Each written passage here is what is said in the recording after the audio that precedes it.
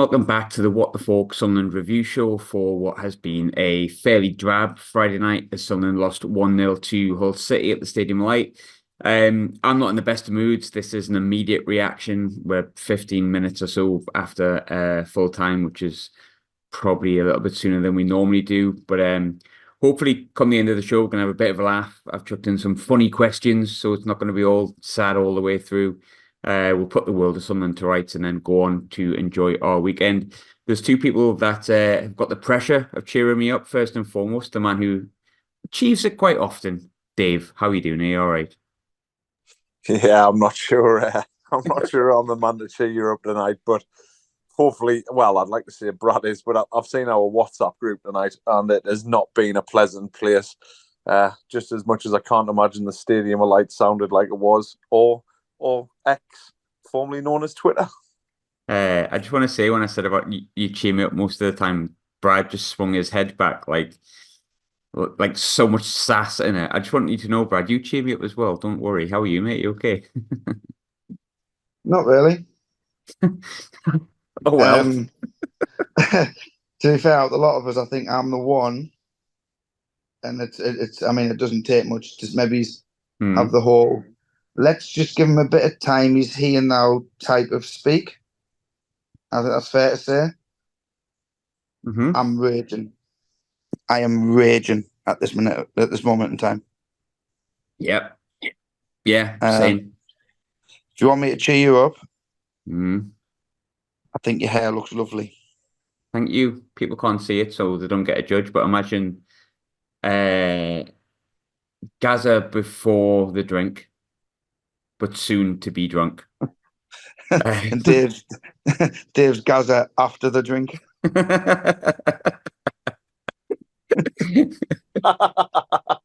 Accurate though. I'll stick with you, Brad, on this one. And normally I was like, "Oh, how are you feeling?" But I'll change the question a bit because I want to kind of get a feel of if it's maybe just me or everyone feels similar. We'll try not to swear if we can and delve a bit deep into we'll try not delve too deep into what happened actually on the pitch at the moment. Because we're chatting in the immediate aftermath of what was really crap, to be honest, and feels crap. How's the emotions regarding Sunderland? How are you actually feeling? And I don't mean the sense of what do you think is happening with the performance, the manager and all that? What are just your feelings? How do you feel? See, football's a funny one, Graham, because we forget how we felt when we were in League One, back-to-back relegations. We forget how badly we feel because, look, that disappears into a memory. And recently, especially over the last 18 months, since we got promoted, the feel-good factor around this place has been phenomenal.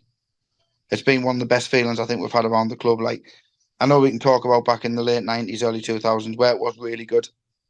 But I was too young to probably appreciate that.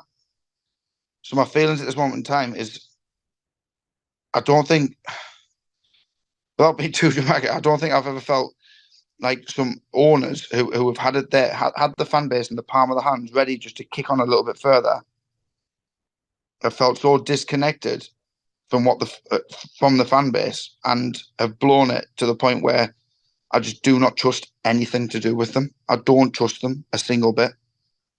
I mean, I know you've never been Speakman's biggest fan, but you've always been a bit on the fence with him, 50-50. Same with KLD, you were a fan of and things like that. But I think everything that's came to fruition in the last few weeks has it's just pushed me away to the point of, am I really bothered if they're that bothered? Yeah, of course I'm bothered, but that's how I'm starting to feel. That I work away, so I wasn't there tonight. My son goes. And at the start when I was doing this and people were taking my son on my season card, I was like, I'm gutted I'm missing the game. Gutted I'm missing the game. To be honest, mate, I'm relieved someone else has taken him because I just can't be bothered with it. Because I just feel that disconnected from them at the moment. I couldn't go tonight. I mean, I could have went tonight, to be fair. But I think as people know, it takes a while to travel down.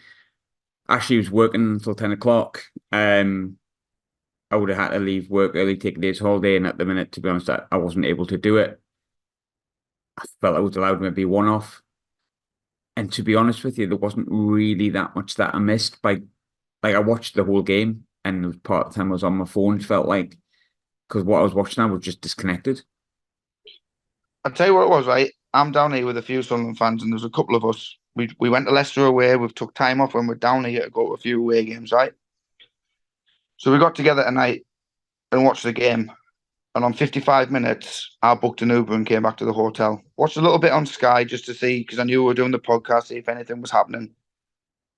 And then they scored when I got back, had it on the telly legally. And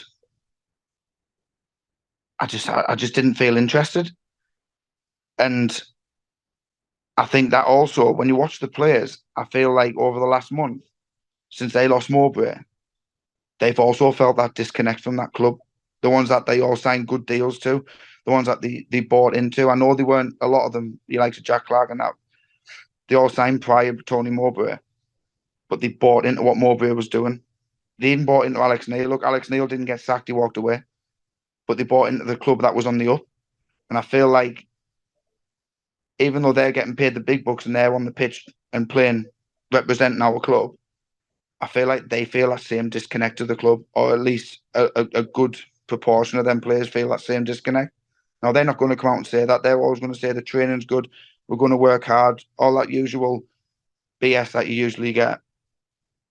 But I'm watching these players now and I'm thinking they are feeling that same disconnect that we are.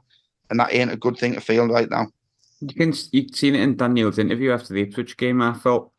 He looked like immediate reaction angry, and he looked like he was a bit cheesed off, for want of a better word. But before we go too deep into stuff and that, and we'll try and keep this like a laugh as best as we can. We don't really want to make light of how crap it feels at the moment, but we have to, ultimately we have to have a laugh sometimes. So we'll try our best. But Dave, you're on your therapy couch here.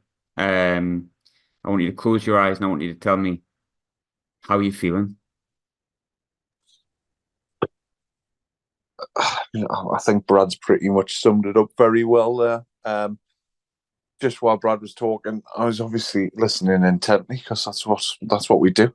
But I was having a flick through X as well, and Copley's obviously took some minutes from Beale's interview, to which I believe one of the quotes was, "We were definitely the stronger team tonight." Oh man, I can't deal with it. We knew this was coming. Me and you were staunch in the fact that we didn't want to give him time when he shouldn't be here. And he shouldn't be. He absolutely shouldn't be. And the people in charge need to grow a set very quickly. I think I said the other week, it comes down to these two home games. Well, he's lost one. Oh my God. If he loses that second one, he has to go. And I do believe I said that he'd be close to breaking Clough's record. And my God, he might survive it by the skin of his teeth, but he's just not a good fit. He shouldn't be here. We've gone from trying to press teams higher up the pitch to, honestly, after 20 minutes, we sat so deep. And I just don't know what I'm saying. It's boring. It's horrible. It's tepid. It's disgusting. And yeah, that's how I feel. It's arduous to watch, and I think a lot of us will have done the same, especially us who were at home watching it, messing about on our phones, no interest, no kind of thinking something's going to happen here. 11 corners or something tonight. Like, could have had 47 corners and not scored. Here's one for you. I put a bet builder on before the game for 3 yellow cards. How it hasn't landed, by the way, is beyond me, considering like 75% of Hull's team has been booked. But I put it on and it was offering me about 12 quid's worth of profit. after about 25 minutes, and I cashed it out, and I put it all on Hull to win at 7-2 because I just knew what was happening. It was going to be 1-0, and that's not me being pessimistic and hoping that it was happening. I don't want my team to lose. I still want us to go and win the next game, even though I think if we get beat and by a couple of goals, I think he gets the boot. But I still want us to win. But I just knew tonight what was going to happen. And it's exactly like a few people have said, it's Parkinson. He is a new age Parkinson. This is, to me, the appointment we made after Jack Ross, when everyone kind of went, Jack's done okay, but this is not really going where we needed to go. So you need to bring somebody in, and you sat there and you thought, is it going to be X, Y, Z? Like, who could it be that could give us a bit of a lift? And it ended up being Phil Parkinson. And you went, oh, well, we should have just kept Jack Ross then. Like, it's exactly the same appointment, but on a bigger scale, because I don't think everyone was fully on board with Mowbray going. I know a couple of us were in this pod. Brad really wasn't, to be fair to him. And I still would have been okay with it if we employed someone I felt it was an improvement. But anyway, there's a question I want to ask both of you. I'm going to go to you first, Dave. I don't think you can answer it, but it's maybe to prove a point here. But normally I'll go through the match blow by blow, and normally I've got like a million things that I want to ask because there's so much stuff happens in 90 minutes, 100 minutes. But I've really stumbled the past few weeks, where I've probably relied, if I'm honest, on listeners' questions because I'm just like, the games are so turgid and apathetic. But there's one question that keeps smacking me in the face, like a wet kipper. I'll ask you this question, Dave. What style of football are Sunderland attempting to play under Michael Beale? The exact same style of football that Dodds implemented when we played Leeds, and everyone called him a tactical genius. That kind of worked though against Leeds, to be fair. I liked it against Leeds. This one it is just... That's what brings me back to the point of, I think the players feel disconnected. Because if we played the same football and it was Dodds, like I said, if we're going to get Beale, give it Dodds till the end of the season.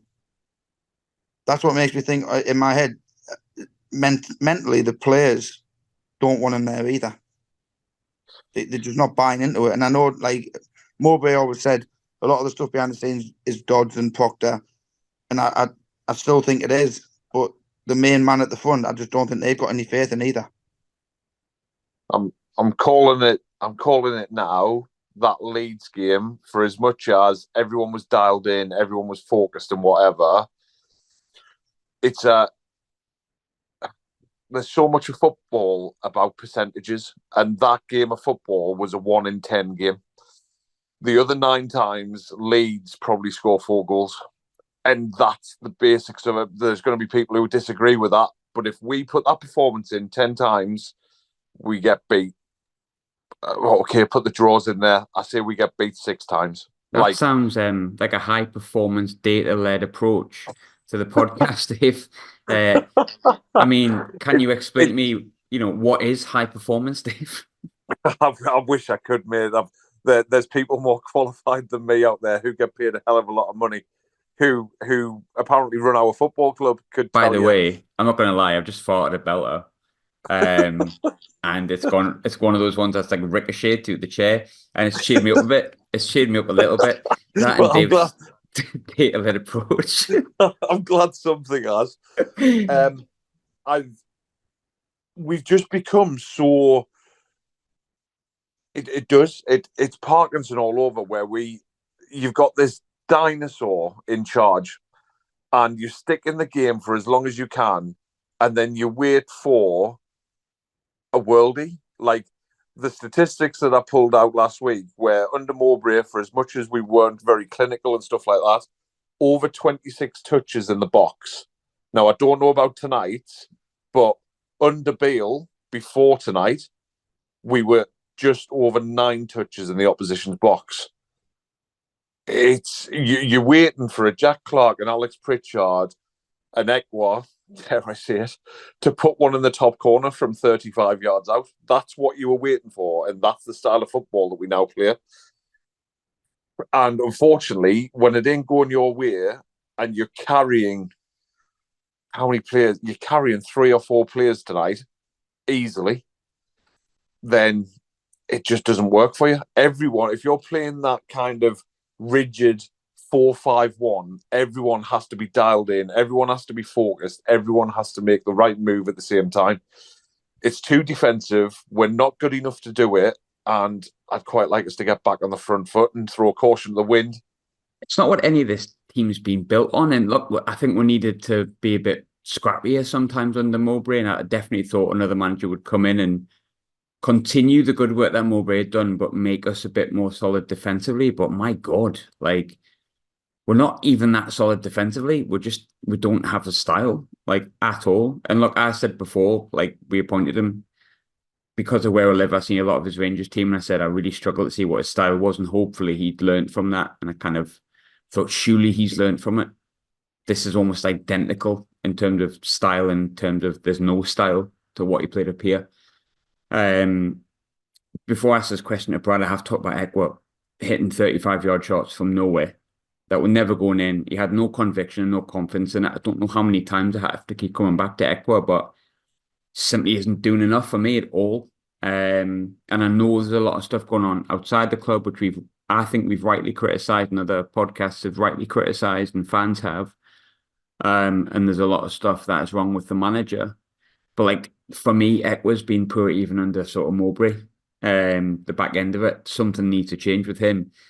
But I think it again shows you the lack of foresight in recruitment, that we knew we needed someone in midfield because we only had Ekwa and Neil, with Matete being injured and also Corey Evans being injured. We didn't bring anyone in. So maybe I'm being too harsh on Ekwa, and maybe Ekwa just doesn't play where he's been played at the moment, but we don't have the choice to change it. I mean, I don't know if Matete was injured or what tonight, but if he's just been taken off the bench, that's an absolute joke, because he's all we've got outside of that. All you've really got outside of him is Ashish coming on and dropping Pritchard or Bellingham deep, which, I mean, it's round peg, square holes in it. But anyway, yeah, one question I want to ask Brad, because there's a lot to go through. I've wrote down quite a few questions. Actually, I thought before I hadn't wrote enough, but it turns out I have. I was happy for Mowbray to be replaced. I'm not going to be revisionist on that. So was Ross on the podcast. You weren't on the podcast, Brad, but you messaged saying, look, I'm not. We've still got text, so you can say you wanted him in, stuff like that. But I was happy for him to go, because I thought we could maybe get a manager or a coach, and I thought it was an ambitious move at the time to sack him and bring in someone that would build on top of the good work he's done and make us a bit better. We're now 6 weeks since that's gone, and that alleged better person has came in, and Mowbray's been sacked. Brad, how have the club managed to turn what should have been a really amazing opportunity to get a good manager to build on what was already good at the club, but was turning a little bit stale with Mowbray, into such an absolute disaster? And I'm not talking about the Black Cat Bar stuff, just the appointment and what's going on the pitch. Well, I think it's hard to say without discussing the Black Cats Bar and things, because I think that's magnified how the club's been run as a whole. But I mean, you say I wasn't on the pod. I came on the one where it was a reaction to Mowbray's sacking, and I said then, after he'd gone, it's the wrong decision. And I stand by that. There's games that we've lost since then. With Mowbray, I don't think we lose tonight, because although on Sky or wherever you watched it, they praised Hull for how they set up, they were shite. Poor. They were. And with a team that actually wants to attack, you pick them to bits. Of course you do. Easily. Norwich are one of the worst teams I've seen players this season, and they beat them. Coventry, do we lose 3-0? Hard to say, because we were in a little bit of a sticky patch then, although we just won 2 off the belt.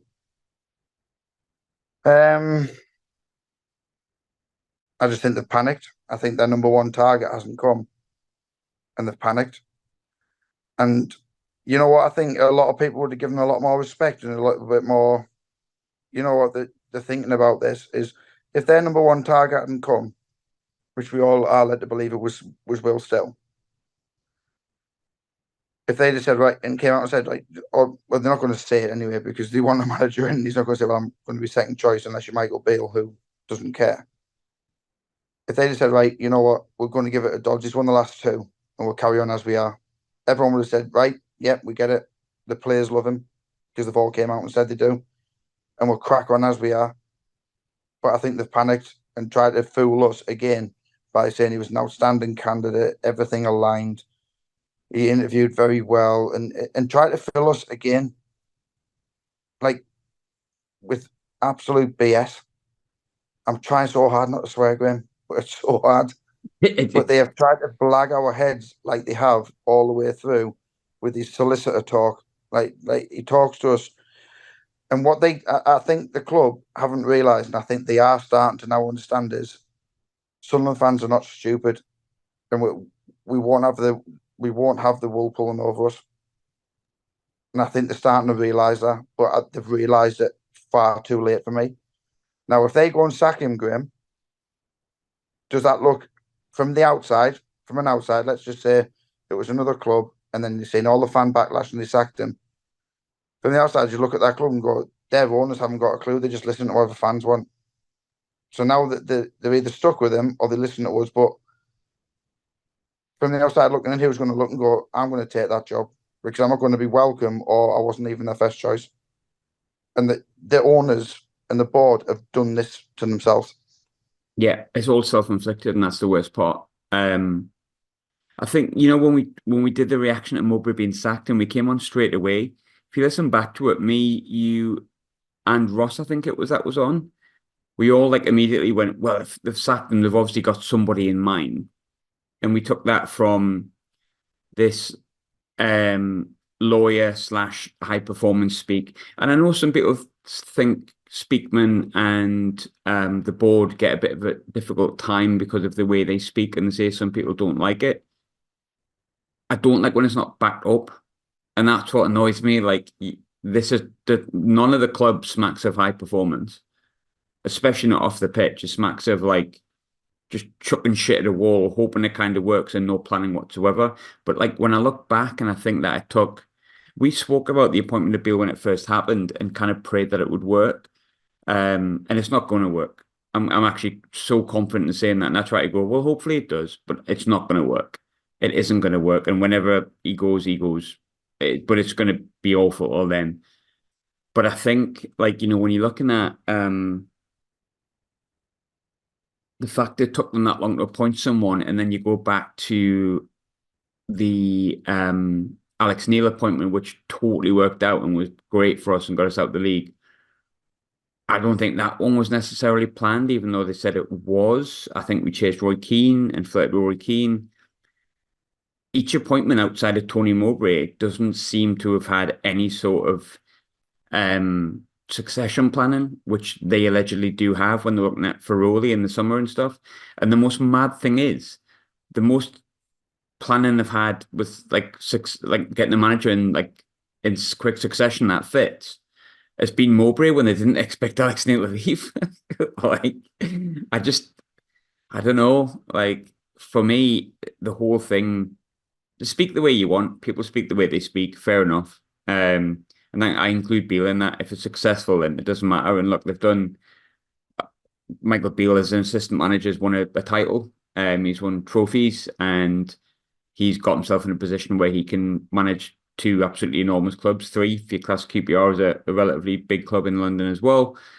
So he has achieved stuff, but like his job and everyone's job at the moment at Sunderland just doesn't smack of anywhere near high performance. Like, let's be honest, Jake Humphrey's not inviting any of those motherfuckers onto a podcast at the minute, is he? Like, I mean, which is a good thing. I would never listen to it. But the point is, he's never, ever getting them on there. I'm going to go into listeners' questions in a bit, but there's a big one I probably wanted to ask you, Dave. Now, I'm going to give you the same question, Brad, so just feel free to come straight on once Dave's shut his gob. Can the club, and do you think the club will sack Beale And if they do, does then Speakman's position get reviewed as well? Do you think, Dave? It's hard to argue. It was always going to end in disaster with Beale, and I can't see that changing.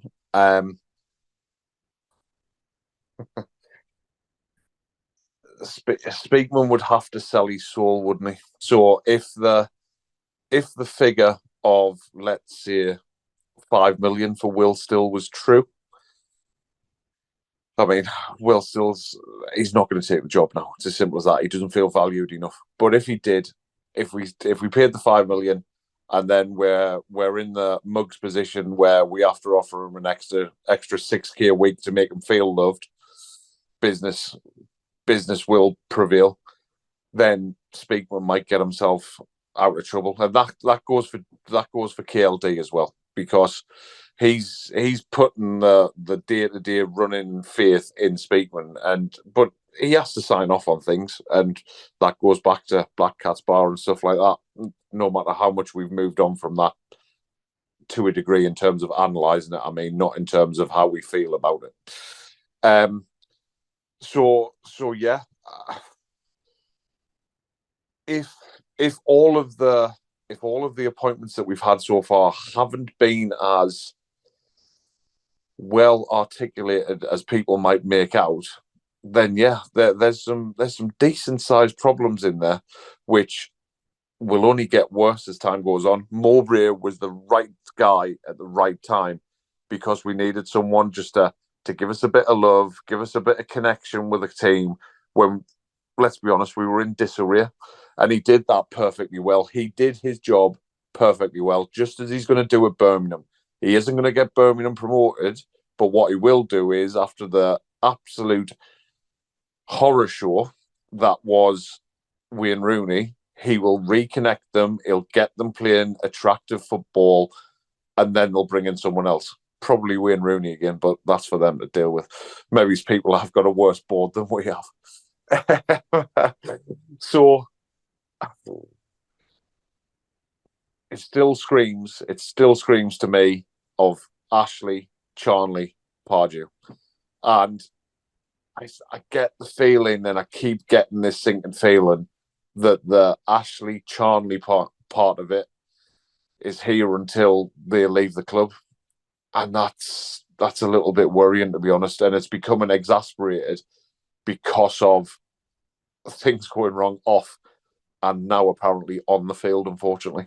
Don't think anyone wants to hear me repeat it time and time again. And they probably think I've been a bit sort of Beale heavy here. But I'm not particularly a huge fan of KLD at the moment, and I'll never forgive what he did a few weeks ago. There's nothing he can do to make me forgive him. I know some people will. I don't want to go on about it too much, because I think I've mentioned it in 2 podcasts now, but I'll never forgive him for that. So for me, like, my thoughts on him are more or less the same if he does sack him tomorrow. But Brad, I wanted to throw the question at you as well. I've said myself that I can't forgive him for what he did. Unfortunately, that'll stick with me forever. But if KLD was to sack Beale tomorrow, after all of the kind of bad PR, if he was to sack him tomorrow and then stick a statement on his Instagram admitting he'd messed up and that, he made a mistake and he's doing it in the interest of Sunderland, do you think that would in any way fix things that have happened over the past 6-7 weeks, or do you think it's too far gone? Too far gone, mate. He put a statement out after the Black Cat's Bar thing. Meant nothing to me. Meant absolutely nothing. If he was to sack him tomorrow, all I would think is, how incompetent are you to waste a month of our season by doing what you've done, on top of what's happened over the last few weeks with them lot. I'm the same as you. Never forgive him. Never forget. I'm sure I've put it on my socials as well. As far as I'm concerned, he can go. He can. People might not like it. People might think I'm being a little bit too harsh, but it's my opinion. He's proved he does not get the club. He does not get the fans. And look, Speakman's had a lot of criticism thrown on at him, rightly or wrongly. I've backed him quite a lot and said he's got a lot of credit. He's done quite well, but he's literally where he's right underneath KLD. He's the one that is making some decisions, but KLD signs off on them, like Dave says. So their visions are aligned, and for me, it's just it'd be interesting if the stuff for the Black Cats bar hadn't happened and you asked me the same question. I'd probably say, right, look, hold your hands up, you made a mistake, let's move on.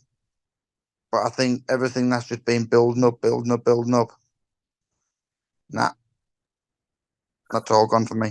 Speakman's the one that I've probably hammered the most out of those two, but I think Speakman's probably the one I'm least angry at the minute. He'll have had nothing to do with the kind of like crap that's gone off the field. That all comes down to KLD's remit and his team. The appointment, yeah, fair enough.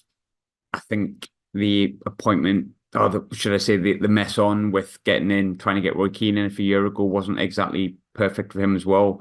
But he's made some decent signings. He's brought in some decent players. He's had a relatively decent hit rate, although he took a few black marks this year with some of the signings he's made. I'm less frustrated at Speakman. I can more mark Speakman down to making a really bad error of judgment here, and I don't know how much that'll have been dictated by how much he's got for a manager, because I think we all seen that Beale was out of work and a relatively cheap option. Was that part of the remit that it was worth the risk because of how cheap he was? I don't know.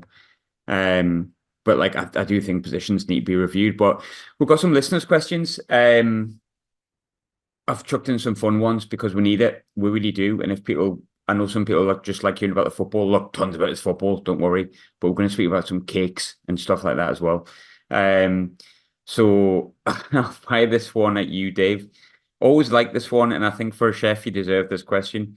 Custard on a sticky toffee, or just let it rock with the toffee sauce?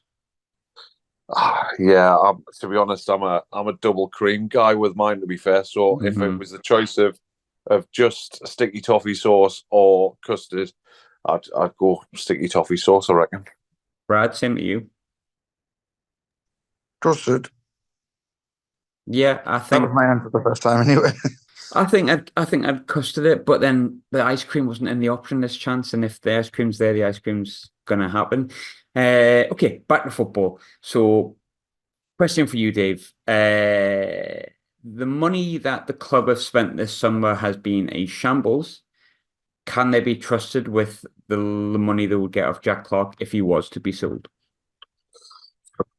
Unfortunately, while they're running the club, we haven't got much of a choice. So, I'm not so sure that I'd trust them with the money that we made off of Fredo in the club shop, if I'm honest. But yeah, it's a time will tell thing, but it should be a lot of money. We've obviously got a big sell-on clause as well. I suppose the thing about it is, like, we've enjoyed him as a footballer. However, we got him on the cheap. So if it keeps the club going a bit longer, and let's be honest, we're going to try and find some kid from Tunisia who's 17-year-old, and that's just how it's going to be. Get me 4 more heaviers now. I want to do good, bad, and the and I think a lot of the questions we've answered. One of them was Beale is doing appointment windows to pressure pile up on Speakman and Kirill. The idea of the director of football model as players come and go, but style, play, and approach suddenly remains the same. Yeah, we've said there's not much style, so we've kind of gone on that one. So let's go with a nice fun question. This has been the best question we've ever been asked, and it's got absolutely sweet FA to do with football, but I'm going with it.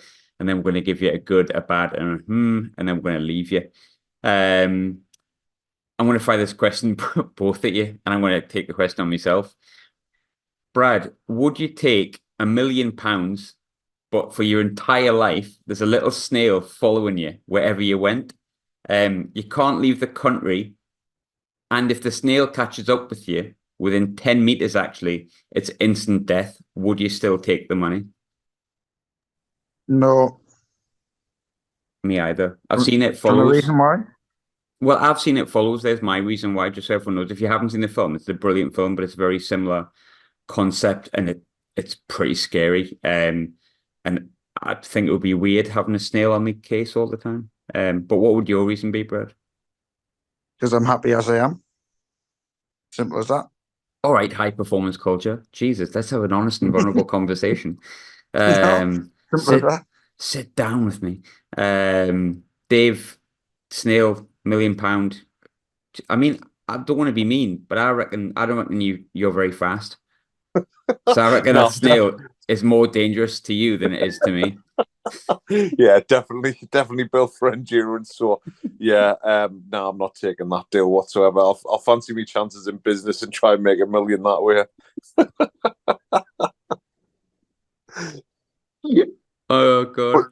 But yes, you're completely right. That is the best question we've ever been asked. I think it's great. I think it's excellent.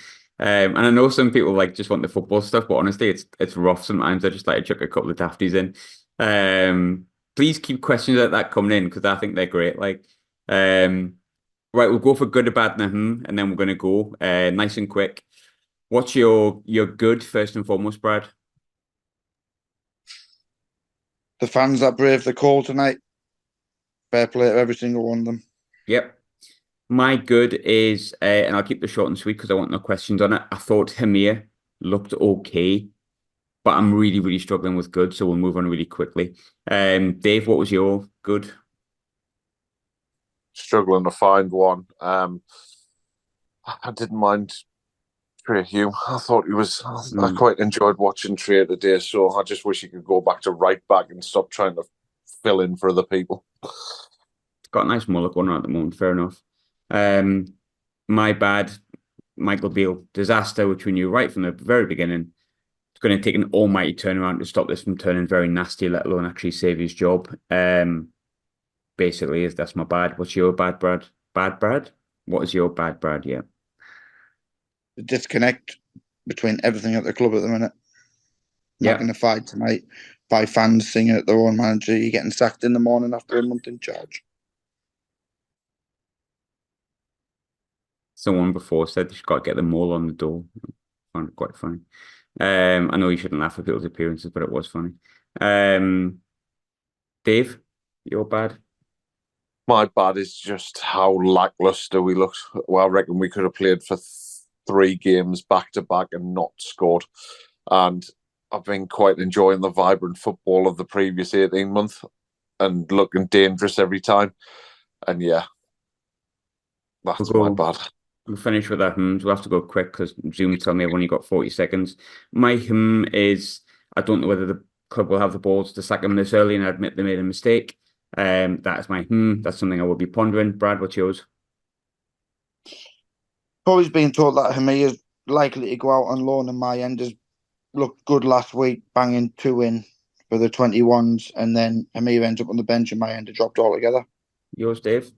And my is, Beale, you're not fooling anyone with that hoodie before the game with the Old Sunderland badge on. We know your tricks. Get out of our club. Right, everyone. Bye. Bye. I don't want to do this anymore.